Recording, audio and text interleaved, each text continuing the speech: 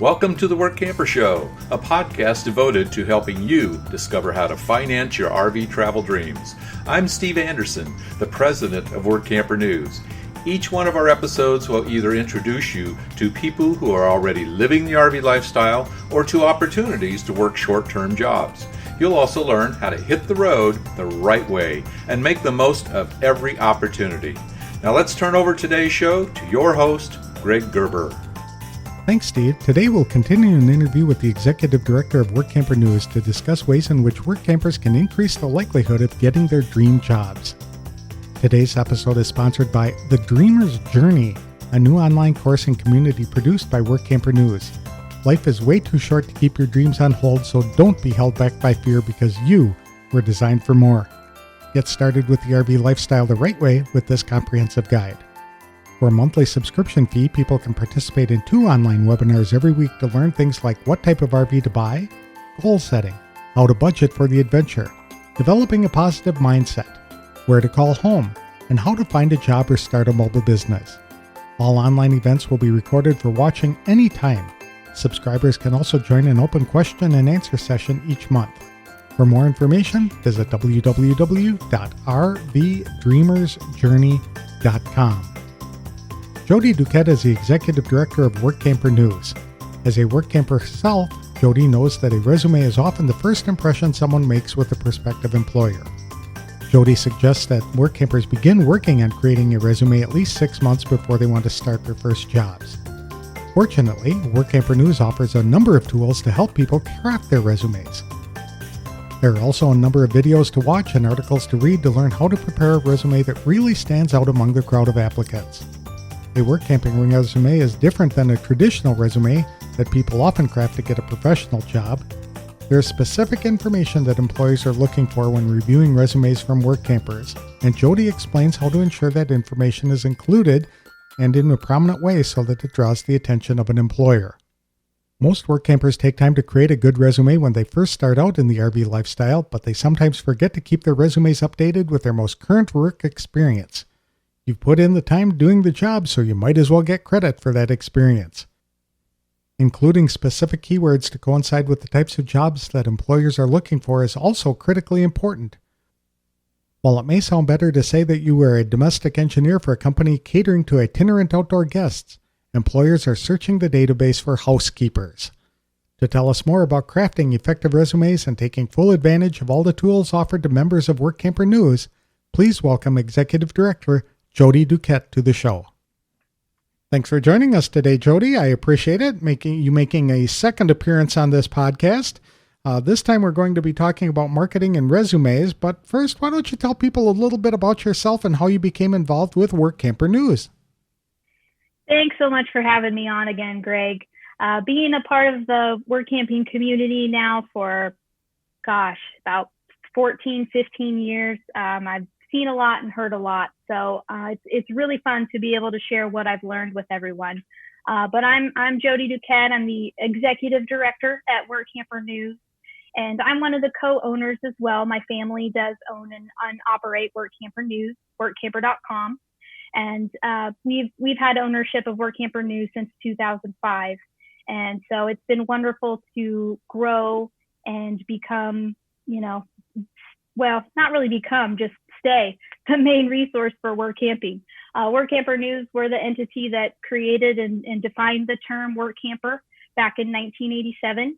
That was Greg and Debbie Robus, the original owners of Workamper News. But since then, we've helped thousands and thousands of people find great jobs in great places with some great employers. And we help the employers as well, assisting them with their recruiting. So we get to enjoy both sides of the equation. It's an honor. That's neat. And if you've been involved with Workamper for, you said 16 years?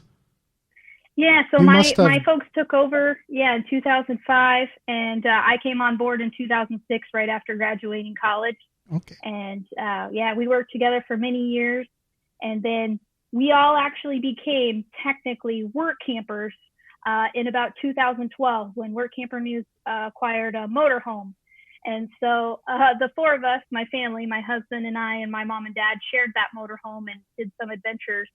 But then realizing that traveling in one motorhome together was, we actually each got our own. So my husband and I, we've traveled on a fifth wheel and lived full time in a fifth wheel for multiple years. And now we've actually downgraded to a Class C RV. So even though I'm not taking the traditional work camping jobs that you see on the pages of our magazine or in our hotline jobs email, my husband and I, we are work campers because we can work wherever we go, and we hop in the RV and travel and work while we're doing it. So it's great. That's great. So what we want to talk about today is the importance of resumes and why are resumes so important for work campers? What do you think? Absolutely. Yeah. So a resume is basically your first impression with that employer. So you want to make sure you're taking the time to get it put together and get it done as well as possible. And so typically, if you're wanting to start work camping, I would start working on your resume at least six months at the latest before whatever you predict your start date is going to be. So you want to start working on your resume, learning a little bit more about it, watching some of the videos, reading the articles on workamper.com to get more familiar with what to include in a work camping resume. But most employers are going to anticipate that you will be sending them a resume. And it doesn't have to be a professional resume that you maybe are familiar with from your career in your career life. But you do need to put something together to be that first impression for you. And so typically that's going to include, you want to always make sure to include when you're going to be available, what type of RV that you have, whether you're a couple, a family, a partnership or whatnot. And one question we get a lot too, there may be folks who are traveling where there are multiple people in the RV, whether you're a couple or a family or whatever. Be sure to include somewhere in your resume. If it's just you applying for a position, the resume should be based around your information, your skills, your experience, etc. But be sure to mention, I have this kind of RV, I travel with these other people or this other person, but that person is not going to be working or taking a job at this time, something like that. Is that just for transparency so that the employers aren't surprised when a family of 6 shows up when they think they're hiring just one person? Exactly. Yes, okay. Absolutely. Yeah. Just to be clear. And also the same can go for pets as well. We love our fur babies and most employers don't have a problem with pets, but if you're in a situation where maybe you have upwards of 4 to 6 or more pets, sometimes there are some employers that have limitations because of their property, because of their insurance, because they're operating within a national park, something like that. That may restrict them from allowing you in because of the fur babies living in your home on wheels. And you want just mentioning that. Yeah, you want to disclose that up front because you don't want to drive all the way to a new job and get there and discover that there is a restriction that prevents you from having that many pets in there or prevents you from having children on the site. And so it's very important to be upfront with that to eliminate those surprises later down on the road.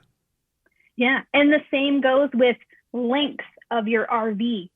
There are some work campers who accepted a position even, started going to that job and found out they couldn't get there because there was a low bridge or they had to take their RV on a ferry to get there and they just couldn't logistically make it happen. So there are some site length limitations that some employers have as well. So just be sure before you put, my 2000 whatever such and such RV, just put that length right there as well. So if you were doing a resume for yourself, you would list your skills, but you would also make sure that you include that you are traveling with your husband and your pets, correct? Mm-hmm.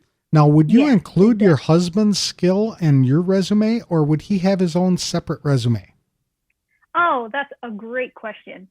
So if both of you are applying, like if you're a couple or, a partner pair, we know lots of sisters or brothers that travel together, or maybe a mom and son partnership, things like that, or just friends. if you are both applying to that same employer, then you can have one resume and both of you have your information on that one resume. Most employers anticipate that and have no problems with that. And with your resume, typically you'll have a section of text where you kind of free type and put in information about yourself, kind of selling yourself. And so in that section, you might have a few paragraphs about, or just a paragraph about what your objective is and what you're looking for with the Workamping lifestyle or your next Workamping experience. And then maybe, a quick little spiel about your background. But oftentimes doing some things to kind of break up the text a little bit is good. And it makes it easier for the eye to read through that resume. So you may want to do your skills as like a bulleted list. Okay.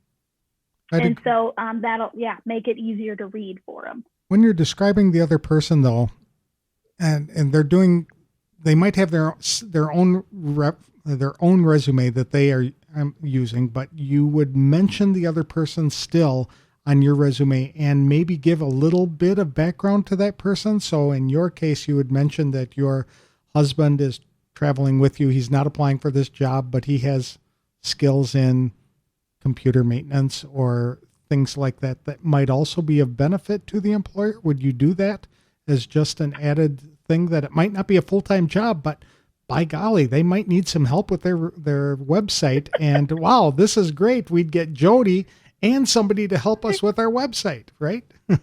Sure. Yeah, I mean, I personally am always trying to find more things for my husband to do. So yeah, I probably would, stick that into my resume. Absolutely. But it's just going to depend on the couple and what that person is doing. If they might be available to help out. Most folks are willing to help out as needed.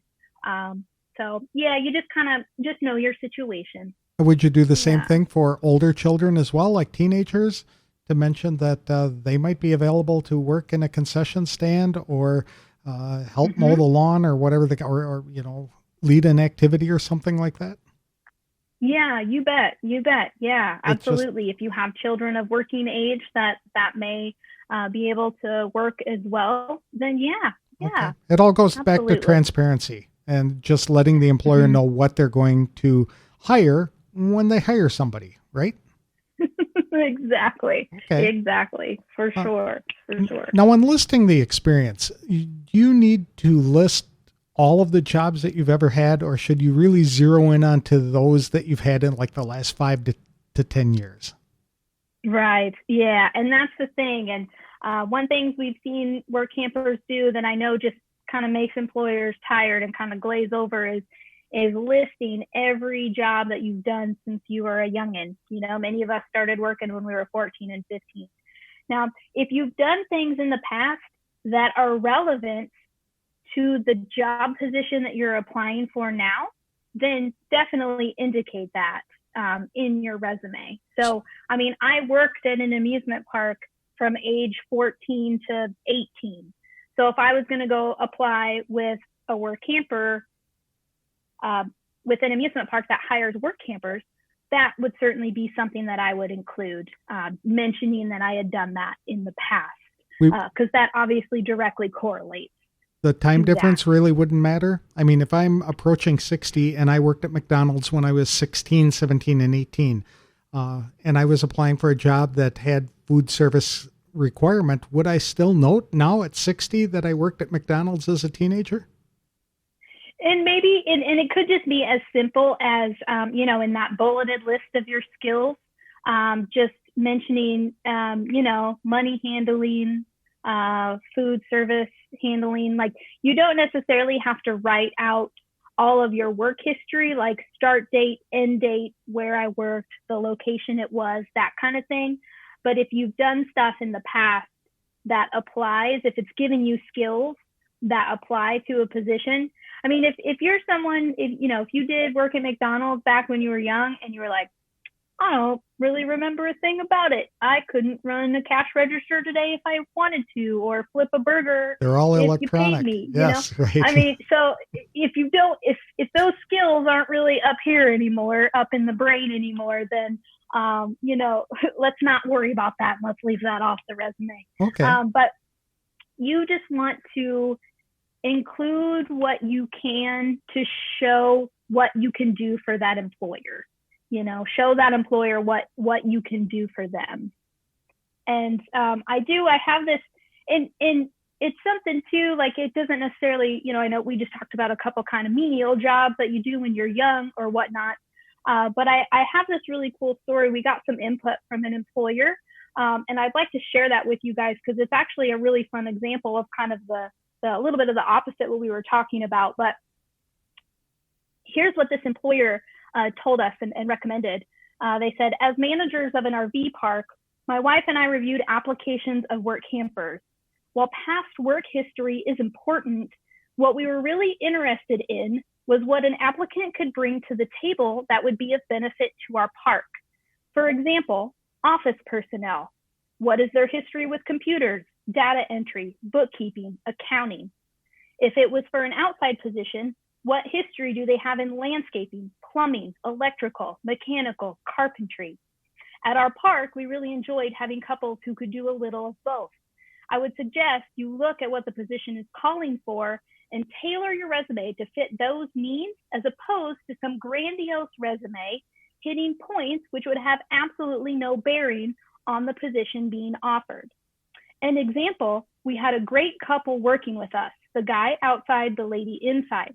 Come to find out, the history of the guy was he worked on the Apollo space program as a rocket scientist.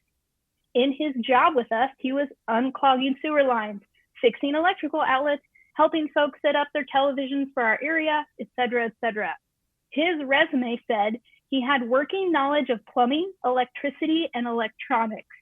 That's what we were looking for. That's why he appealed to us. Very good. So there's kind of a good example. So it's super important then to match your own experience to the job requirements. Does that mean that you need a different resume for each job you're applying for? Potentially, yeah. I mean, you just, as Workampers, you're going to be looking through all the job listings. You're going to see what's out there. You're going to kind of narrow down the opportunities that kind of appeal to you or the job types that appeal to you. So you do want to focus on those key words and try to work those kinds of things into your resume. So when you are, you know what your start date is, whether you're just getting started and you're like, hopefully I can start working for employers on this date, or you're already working a Workamping job and you want to start planning for future seasons, let's keep that resume going. Let's keep it active. Let's keep it out there. Let's move that availability date forward to 2021 or whatever your date is and change your preferences based on that. So you do want to make sure when you're developing your resume, you're like, okay, I want to start work on September of 2020. So what you want to include on your resume, and if you're using the resume system, like at workamper.com, you select what states you're interested in working in. So you need to make sure the states you have selected are the states you want to be in starting on September 2020. And if you're looking for a 6-month position to carry you through the winter, you better make sure those states that you checked are states that you're okay being in for the entire winter. I come upon so many resumes for winter seasons and they have stuff like Montana and Minnesota and checked. And it's like, is that really, if you want to rock it out in the snow, have at it. But I know a lot of RVers are not fans of that. Well, one other thing about the states too is some Workampers, especially using our online system at workamper.com, will check all of the states. We'll check all 50 states or 49 because there's not really a lot going on for Workamping in Hawaii, unfortunately. So they'll check all the states thinking, oh, this will open me up to everything and it'll be great and all the jobs will come at me. But a lot of employers, if they open up a resume and you say you'll work in any state or I'll start any time or whatever, that looks a little flighty. It looks a little bit like you haven't really sat down to figure out what your needs are, where you want to be, and what you want to do. It's just, you're maybe not taking this as serious as others. So while you think you might be, making yourself look awesome, it to sounds some employers, desperate. Yeah, it sounds pretty they're desperate. just gonna, exactly, exactly. So make sure you're matching those things in your resume to what you really want to be doing. And so it may be that you'll have some verbiage that's, if you're looking for a housekeeping position, you want to make sure you have the word housekeeping in your text section somewhere, especially if it's a resume database like ours at workamper.com, where employers can do keyword searches. They can search for housekeeping, maintenance, office, names of campground reservation software. So if you have experience or familiarity, if you've learned one of those reservation software at a job you've had before, make sure to list that as a skill. Whether you just say campground reservation software experience or you put the name. I would do both, actually. Experienced in DigiRes, campground reservation software. So look at the ads, look at the keywords that are in the ads, and try to work those into your resume for the jobs that you're interested in doing. How often would you say people need to really look at their resume and update the information that's in it? I would think that it'd be a tendency, since you're working a bunch of short-term jobs, that you could get a year or two beyond after you got your first job and you've never really updated it with the current things that you've done. And I think that would be really, really important. Yeah, absolutely. And just thinking about looking at all of the sections. You might go in to update your availability date or the state locations you're interested in working in, but make sure to take a good overview of all of it. And maybe you've changed RVs. Make sure to go in and change that you have a different RV now. It can be easy to kind of gloss over some things, especially folks who've maybe had a resume in our system for multiple years. You got to make sure, get in there and update it. And I'll give you guys a little tidbit. Those of you who are utilizing the Awesome Applicants resume system at workamper.com, the default, when employers come in and search the resume database, by default, the most recently updated resumes appear at the top of search results. So for example, if I'm someone and I'm like, all right, I'm ready to get work camping, I'm jumping in, I can start tomorrow, basically. I'm looking for a job now, I can get there and start anytime. I'm gonna put my availability date as tomorrow's date.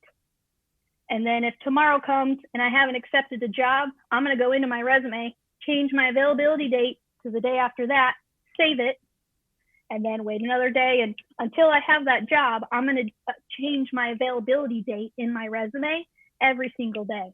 Or just set a reminder on your phone or on your computer or whatever, every 30 days or so, just to log in. You guys, you don't even necessarily have to physically change anything. If you just click the save button, you've, quote, updated your resume, okay? So it's not difficult. Be sure, like you're saying, Greg, if it's been a few months or whatnot, read through everything just to make sure it's accurate for what's happening in your life right now and what you've done. What about photos? Yeah. That can be a really touchy subject for people. They might not want to put a photo on a resume, but I think that'd be almost a requirement that the employers are looking at that. And just like a dating site, really, when you think about it, is you're trying to find somebody you want to date.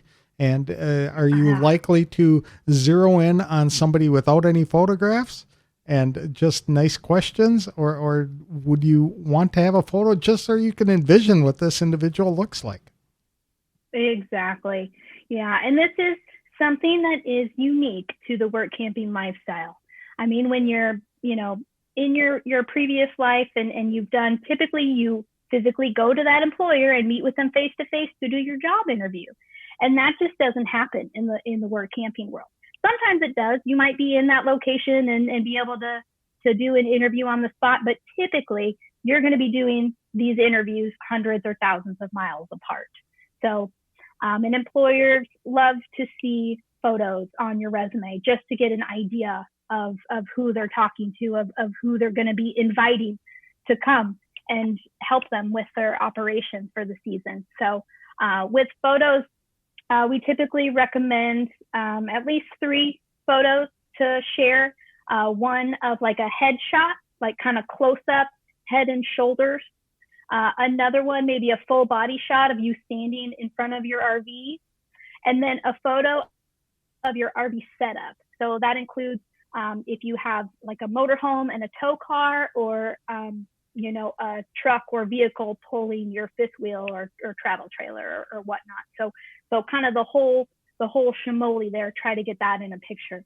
Some folks will include pictures of their pets as well. That probably isn't gonna. Maybe it would make or break the first impression. I'm not sure, but it's. What about I've seen some resumes where it's 2 pictures of a dog and 1 picture of the person, and I went, no. What about pictures of children? Would you include that as well, like the entire family? Yeah. If you are traveling and you have multiple people living in your household with you, I would include a photo. How many photos are you allowed to have on the system? Sure. With workamper.com, there's space for 3 photos right now. Okay. Yeah. Okay. Yeah. Are there anything that you should keep in mind as far as don't include in a photo? Absolutely. Yeah. So I love this. We definitely have some do's and don'ts because we've seen some interesting things over the years. And also one thing is when you put a photo in, and this probably happens less than what it used to, but when we had the film cameras or even photos that have the date in the bottom corner. And if that date is more than a year old, sometimes I've seen 6 or 7 years old, and it's like, dude, like that's right. Somebody's going to see that date and know what today's date is and do the math. So try not to have. Or your wedding photo and you're 60 years old. You know what I mean? Exactly. So try to include a photo that's at least, 3 years ago at the oldest, but, with our cell phones having cameras now and stuff, it should be super easy, guys, to get a photo of yourself. So they don't have to be professional? They don't have to be studio photos or anything like that? They can just... No, but you should, consider, try not to have sunglasses on. So that way, your eyes can be seen. Try not to have hats, things like that. This is still kind of a, professional transaction taking place. So maybe don't be wearing a bathing suit, holding a beer, have some odd something happening in the background. Don't include photos of you and other people that don't travel in your RV with you. I know you love your grandkids and they might visit one time in the summer, but they don't need to be on your resume if they're not living with you. Okay. I would think it would be really important to consider not having any photos that might indicate a political affiliation in this environment right now. Absolutely. Yeah. Plain colored shirt, maybe no graphics or things like that. Yeah, absolutely. Look at the camera. That's something that, selfies work out pretty well, but just be careful in doing that selfie. You want to try to make sure you're filling up the photo as much as possible. You're not cutting off your head or your spouse's head or something funny, or creating kind of a weird proportion because you're closer to the camera and he or she is further away. And so you're kind of, so be careful with selfies. Typically, I see a lot of selfies that are just fine. And a selfie, for those of you, is where you hold the phone out and take a picture of you with you holding your phone out in front of your face yourself instead of having someone else take it. But yeah, so try to just, like you said, still be professional, natural light if you can. Again, this is your first impression, so let's try to make it good. I'd agree with that. All right, so we've got the resume updated, we got the photos, we got everything done, we've reviewed it and all that kind of stuff. We're ready to go. What do you do with it next? There's an important step here that I think a lot of Workampers maybe don't do that we should think about, and that's spell checking and proofreading. So once you have your resume done and you're like, oh yeah, man, this is going to be great, send it to like 3 of your friends or family and be like, hey, can you guys just give this a read and kind of give me some thoughts or see if I made any faux pas or whatnot? Because there's just a lot of times you read some resumes and you're like, oh man, if somebody just, because an employer's not going to say anything. You don't want the employer to be the one saying anything. Where your friends or family might be able to broach the subject with you a little bit, or fellow Workampers. You guys get on the member map on Workamper.com or in a Facebook group and be like, hey, would you guys take a look at my resume and put your resume in there, and you'll get lots of good feedback that way too. But proofreading, spell checking, and don't type in all caps. Try to do normal sentence case as well. We're trying to make it as easy to read as possible. Break it up, not one big paragraph. And again, just that little review from some people around you. And you need to make sure to check it out as well, because sometimes there's little mistakes like a typo in your email address or your phone number, and you're not getting responses from employers, and you're like, what gives? Sending out my resume and no one's getting back to me. Oh, whoops, I spelled my email address wrong. It could be as simple as that. So proofread. I'd agree with that. So what do you do when it's ready? What do you do with your resume when you're all done with it? Yeah, absolutely. So this is the fun and the scary part, right?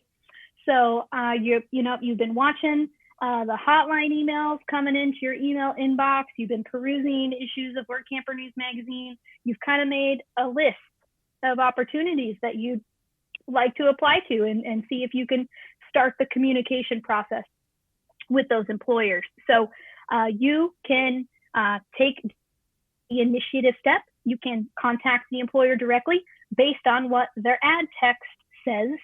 So if they say, please email a resume to you're ready to rock. You can email that resume to that employer. If the ad says, please call, then you start with that phone call and ask them if you would you like me to forward my resume to you? If so, where should I send that? And they'll usually give you an email address. Some employers may have an online application process. And in that regard, you may need to upload your resume to that online application process. And so whether you're just using a word processing program on your computer, you usually can export that to PDF. Or if you're using the Awesome Applicant system on Workamper.com, you can export to PDF from there as well. And that PDF file is super ubiquitous. You can email it out, you can upload it, and that format is just really friendly for pretty much any device. So that's one thing. You can be the initiator. You are taking the action to blast your resume out there to those that you're interested in. And then also, if you happen to be a member and are utilizing the resume database in Workamper.com, you're feeling good about your resume, you're going to uncheck the box that says, hide my resume from employer's view, because you had that box checked while you were working on it because you weren't quite ready yet.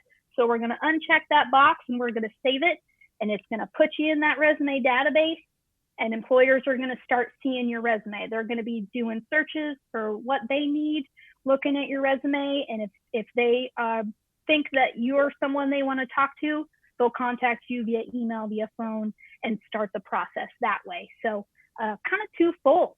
And if you want to go one way or the other, there's no wrong way to do it. You'll figure out what's going to work for you. Jody, I'm really nervous about putting together a resume. It's been years since I've done that. Do you have any help for me?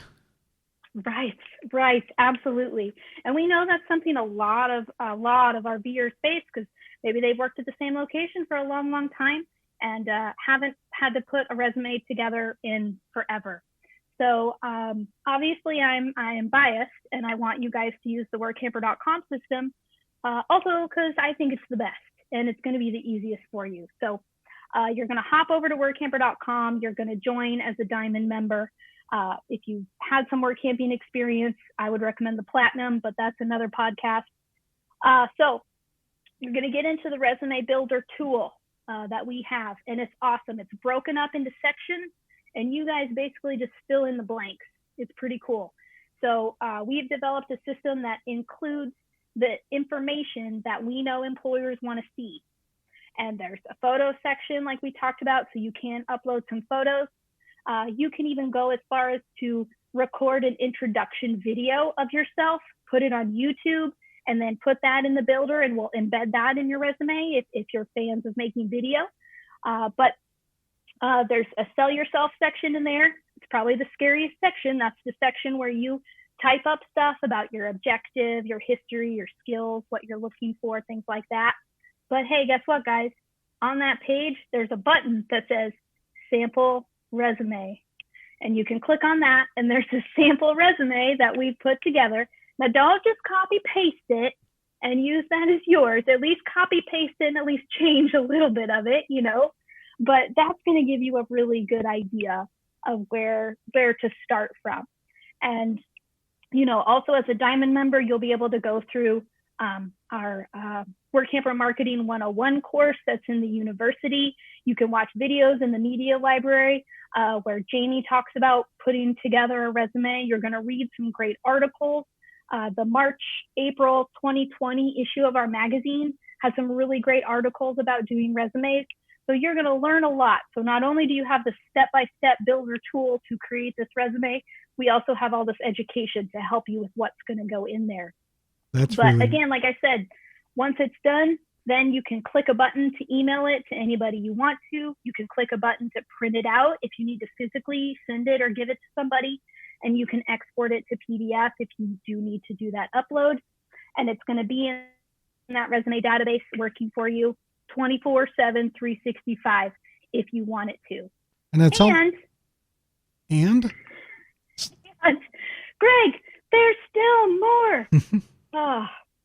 When you guys run what's called a situations wanted ad, which is another way to market yourself. It's basically a work wanted ad. This is me. I'm awesome. Hire me. And as a Diamond member, you can run an online situation wanted ad, 75 words, post it on the website for 2 months at a time. So get one out there, have it working for you. That ad can have a link to your resume right with it. So the employer is going to go to that page on our website, read through those, and be able to click and go right to your resume. So pretty awesome. That's excellent. So it sounds like the resume builder actually collects the information that is necessary and formats it in a way that employers want to receive it. So it takes a guesswork out of it. And I would imagine that many of the employers are used to getting resumes like this. So when the data comes in there in the way they're able or they're expecting it, they're more likely to look at it and look specifically for the information that they want to find. Yep, absolutely. You're exactly right, Greg. You're exactly right. And also, too, one other thing that I wanted to point out, our resume database on our website is only available to our Employer Gold members. So when you guys are putting information into your resume, it's not being posted out on the internet for everyone in the world to see, which is something that occurs on other free websites that you may use. So understand that when you're building a resume in the workamper.com system, the only people that can access your resume is you, Employer Gold members who have paid to be members and access the database, and then anyone that you send it to. It's a very important security, very important security step. So super. Exactly. So I'm a newbie and I not even sure what a Diamond member is, but I like this idea of getting a resume started and building it. Where do I get information to become a Diamond member to get access to this important tool? Now, Greg, I love this question. So workamper.com, that is our website. We are the original resource for Workamping. So pretty much any way you spell workamper.com, it'll take you to our site. And just get in there, start the join process. Again, you'll want to do that Diamond membership. It's a very small investment for a 1-year membership. And you're going to get email job listings right away to your email inbox. As soon as they're posted, they're coming to you, and you can customize those based on the states you're interested in working in. You're going to have access to our magazine, which our magazine is the other main avenue for looking at job listings. And that online magazine database we have, it's all of our issues back to 2006. There's like 70 some issues, and there's help wanted listings in every issue. It's the best online archive of opportunities that's out there. And you'll have the resume builder. You can do the work wanted ads. So you got those two avenues for marketing yourself. And then just so much other. We'd have to do a whole other podcast to go through all of the other benefits. But to me, those things alone make up a great toolkit for Workampers to be successful in this lifestyle. So go to workamper.com, go through the join process. As soon as you get through the join process, you can start playing with all that fun stuff and getting your resume going. That's great. Well, thank you so much, Jody. I really appreciate the time. And I'm certain that a whole bunch of people are just heading over to that website right now to look at how to update their resume and add more photos. Yeah. Absolutely. Yeah, get in there. There's no time like the present. Have that resume working for you 24/7, and you'll keep your Workamper dance card full.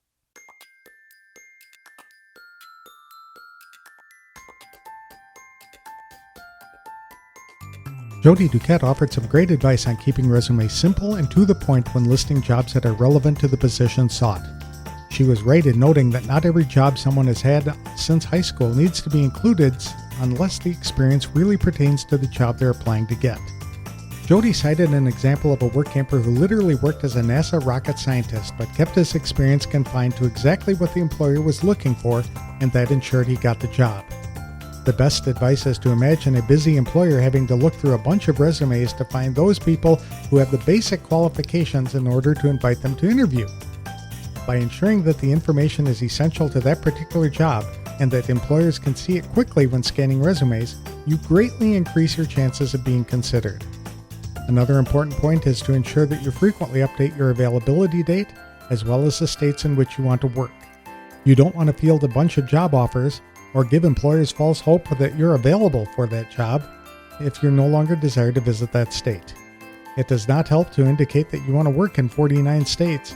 Employers see that as being someone who lacks focus and is likely to bolt when the first opportunity to work somewhere else opens up. One thing that Workampers look for in resumes is information about who will be staying with the Workampers, whether it is a spouse, partner, children, or even pets. They also look for information about the type of RV that Workampers plan to use. It's all about transparency. If you disclose information up front, there are no surprises later. And that goes for employers and Workampers alike. Trying to hide something that will be discovered as soon as people arrive and start working is silly and unprofessional. For more information about how to avoid common pitfalls in creating an ideal Workamping resume, visit www.workamper.com. There's a plethora of tools available to help Workampers find great jobs that are ideal fits for their skills, talents, abilities, and desires. This episode is sponsored by the National RV Training Academy in Athens, Texas. The Academy's one-week live training or home study course will teach you everything you need to know to fix about 80% of the problems people experience with their RVs. You can also sign up for additional training to become an RV inspector, campground technician, or to provide mobile RV service. For more information, visit www.nrvta.com. That's all we have for today's show. We'll see you next week on The Workamper Show. Thanks for listening.